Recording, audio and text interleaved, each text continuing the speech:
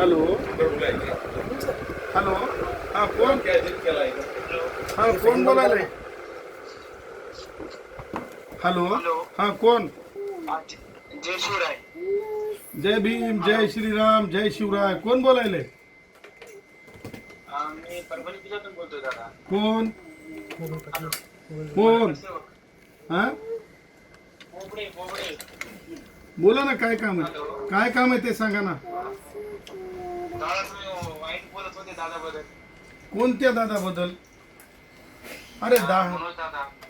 अरे माझा काय त्याच्यासोबत संबंध? दूर दूर. तेच महिलांचा अपमान करतंय, तेच आई बहिणी लोकांच्या काढतंय, कोणाला चपल्या चाटू म्हणतंय, काय म्हणतंय. दादा ऐकता का? थोडक्यात सांग, माझी ओळख नाही काय नाही तुझी, काय एवढा वेळ घेतोस? नाही थोडक्यात हो, सांग. ओळख कोणाशीच नाही ना, तुमची थोडीच दादा संग ओळख आहे. हा, मग सांग ना, थोडक्यात सांग ना.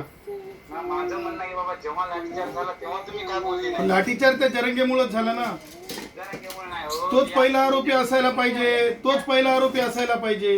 अहो, तुमच्यासारख्या अशा फालतू लोकांमुळे लाठीचार्ज झाला. बाळा, भारताचं संविधान बदल म्हणून जर कोणी पुढे आलं, अॅट्रॉसिटीचा कायदा जर बदल म्हणून पुढे आलं ना, तर असं चलत नसतंय. लक्षात ठेव, भारताच्या संविधानामध्ये जे मागासलेपण सांगितलंय त्याला बदलण्याची ताकद ना तर जरंगेमध्ये आहे ना तर कुणामध्ये आहे. ते असं चालत नाही. कायदा बदलाय आमच्या पण हातात नाही. मग कशाचा? मग मागासलेपणाचा कायदा संविधानात आहे. ते जर बदल म्हणणं म्हणजे संविधानाची बदलाची भाषा आहे. अहो दादाची कायद्यात लिहिले तेच पाहिजे आम्हाला. कायद्याची इतरी काम कायद्यात बसत नाही. आम्ही सांगायला होत ना, बसत नाही. ठीक आहे का बाबा? मग लोकशाहीमध्ये त्यानं जर चपल्या चाटू म्हणाल तर त्याला उत्तर द्यायचं नाही का? कोणाच्या बापाचं राज्य आहे? लाठीचार्ज याच्यामुळेच झाला, हाच कारणीभूत आहे लाठीचार्जला. आम्ही कोर्टात होतो ना, त्याला उठवा म्हणून तिथून. आज तुम्ही काय म्हणताय? आमच्या आईला सेवा दिल्या. हो, बरोबर आहे.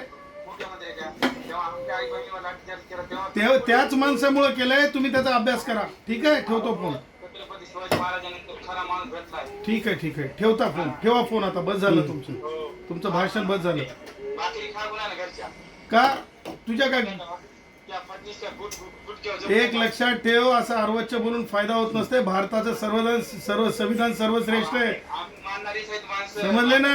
आणि हे जे अरे आता माफी माग 3 महिनेपर्यंत, नाही तर फोन कट करतो. 1 2 3. जातीवर बोलतो, जातीवाद करणं हे चुकीचं आहे, म्हणून तुझा फोन कट. आम्ही समाजाला मानणारे हे असंच चालणार आता. बघा, लगेच कॉल आता तुम्हाला वाटतं